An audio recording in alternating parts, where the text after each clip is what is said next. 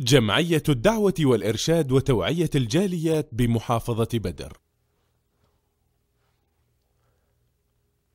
আসসালামু আলাইকুম ওয়া রাহমাতুল্লাহি ওয়া বারাকাতুহু। সম্মানিত শায়েখ, আমরা যে বিছানায় ঘুমাই এবং স্ত্রী সহবাস করি, সেই বিছানায় বসে খাবার খেলে কি কোনো সমস্যা হবে? অনেককে বলতে শুনেছি এতে নাকি সংসারের অমঙ্গল হয় বা অভাব অনটন লেগে থাকে। সঠিকটি জানিয়ে উপকৃত করবেন, জাযাকুমুল্লাহু খায়রান। ওয়ালাইকুম আসসালাম ওয়া রাহমাতুল্লাহি ওয়া বারাকাতুহু। যে বিষয়ে প্রশ্ন করেছেন,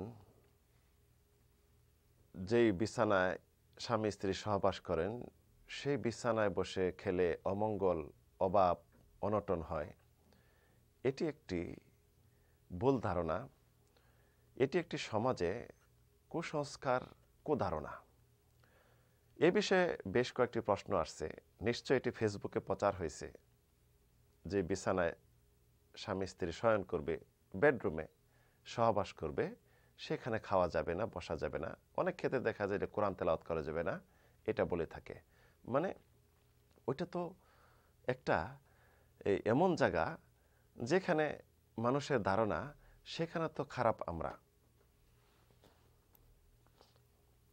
ये कर दो, फिर शुरू करेगा वो तो फिर बाद में है, फिर आपका मुश्किल हो जाएगा। ठीक है।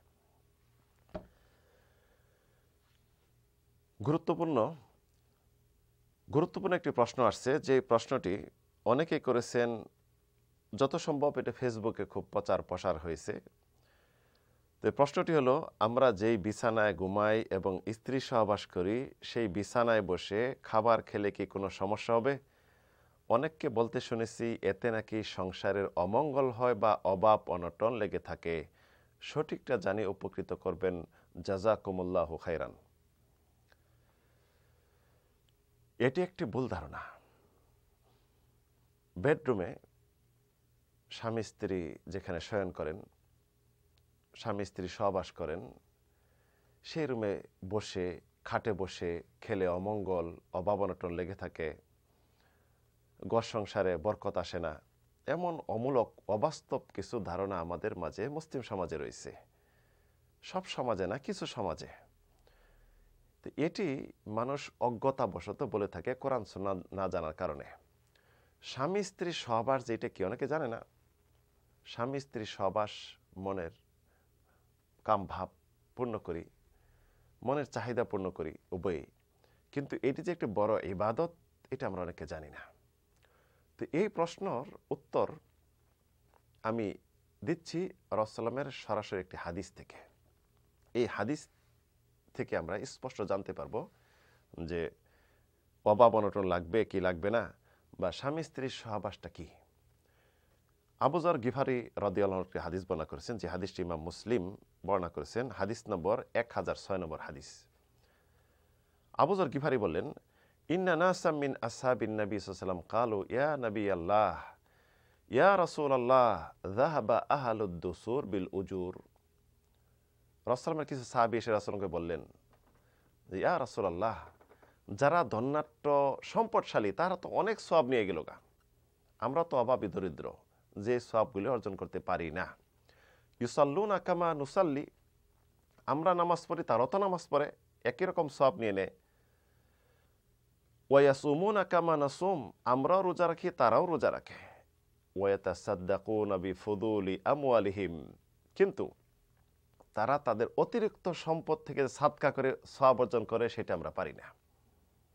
নামাজও পড়ে আমাদের মতো, রোজাও রাখে, কিন্তু দান সদকা করে সম্পদ ব্যয় করে সওয়াব নিতে পারতেছি না। এটা কিন্তু হিংসা না, এটা হলো ঈর্ষা, যে আমাদের সম্পদ থাকলে আমরাও তো এটা করতে পারতাম। তো রাসূলের কাছে যখন অভিযোগ করলেন, রাসূল তখন বললেন, আওয়ালাইসা কাদ জাআলাল্লাহু লাকুম মা তাসাদ্দাকুন, আল্লাহ রাব্বুল আলামিন কি তোমাদের জন্য রাখেননি, তোমাদেরকে দেননি, যেটা দিয়ে তোমরা দান সদকা করবে? তখন রাসূল বললেন, কুল্লি তাহমিদাতিন সাদাকা, প্রত্যেকটি আলহামদুলিল্লাহ সাদকা। যদি কেউ বলে আলহামদুলিল্লাহ, এটা সাদকা গণ্য হবে। ওয়া কুল্লা তাকবীরাতিন সাদাকা, প্রত্যেকটি তাকবীর আল্লাহু আকবার যদি কেউ বলে, এটা সাদকা। ওয়া কুল্লা তাসবিহাতিন সাদাকা, যদি কেউ বলে সুবহানাল্লাহ, এটাও সাদকা। ও কুল্লা তাহলিলাতিন সাদাকা, এবং প্রত্যেকটি লা ইলাহা ইল্লাল্লাহ এটা সাদকা। লা ইলাহা ইল্লাল্লাহ বলেন, এটা সাদকা গণ্য হবে, এটা সব পাচ্ছেন আপনি। ও আমরু বিল মারুফি সাদাকা ও নাহয়ুন আনিল মুনকারে সাদাকা। সৎ কাজের আদেশ, যে কোনো সৎ কাজের আদেশ, সৎ কাজ করলেন, আদেশ দিলেন, এটা সৎকা গণ্য হবে। এবং যত রকম অসৎ কাজ, অন্যায় কাজ, ইসলাম বিদ্বেষী, ইসলাম বিরোধী কাজ রয়েছে, সেই সমস্ত কাজ থেকে যে কাউকে বারণ করেন, নিষেধ করেন, এটাও সাদকায় গণ্য হবে। পরবর্তী বললেন, অফি বিদি আহাদিকুম সাদাকা, তোমরা যে তোমাদের স্ত্রীর নিকট আসো, স্ত্রীর সহবাস করো, এটাও সাদকা। সাহাবীরা অবাক হয়ে বললেন, ইয়া রাসূলুল্লাহ, আয়াতি আহাদুনা শাহওয়াতাহু ওয়া ইয়াকুন ফিহি আজরুন, আমাদের একজন তার খাহেশা, মনোবাসনা পূর্ণ করার জন্য স্ত্রীর কাছে যায়, সহবাস করে, এর মাঝে কি সওয়াব রয়েছে? তখন রাসূলুল্লাহ বললেন, উত্তরটি শোনেন, আরাআইতুম লাউ ওয়াদাহা ফি হারাম আকানা আলাইহা ফিহা বিজরুন, যদি তোমরা হারামে আসো, মানে স্বামী স্ত্রী সহবাস না করে জিনাবে বিচার করো, তাহলে কি এটা পাপ হবে না? বলছে হ্যাঁ। তাহলে ইদা ওয়াদা ফিল হালাল কানা লাহু আজরুন, যখন হালাল জায়গায় আসলে স্বামী স্ত্রী সহবাস করলে, এটা তোমাদের জন্য সওয়াবের। সুবহানাল্লাহ। তাহলে স্বামী স্ত্রী সহবাস করা একটি ইবাদত, একটি সওয়াব, একটি সাদকা। ইবাদত যেখানে করবেন, সেখানে আল্লাহর রিজিক বক্ষণ করবেন, আল্লাহর রিজিক খাবেন, আল্লাহর প্রশংসা করবেন, এতে অন্যায় কি আছে? বরকত চলে যাওয়ার কি আছে? এবং নিষেধের কি আছে? অভাব অনটন হওয়ার কারণ কি? এটা মনের সংকীর্ণতা, অমূলক ধারণা। এই ধারণা থেকে একজন মুসলিমের উঠে আসা উচিত। তাই স্বামী স্ত্রী যেখানে সহবাস করে, ইবাদত করে, সেখানে কোরআন তেলাওয়াত করতে পারবেন, ওই ঘরে কোরআন রাখতে পারবেন এবং বসে খেতে পারবেন, এতে কোনো সমস্যা নেই, জায়েজ। আল্লাহু তাআলা আলাম। ওয়া সাল্লাল্লাহু আলা নবিনা মুহাম্মদ।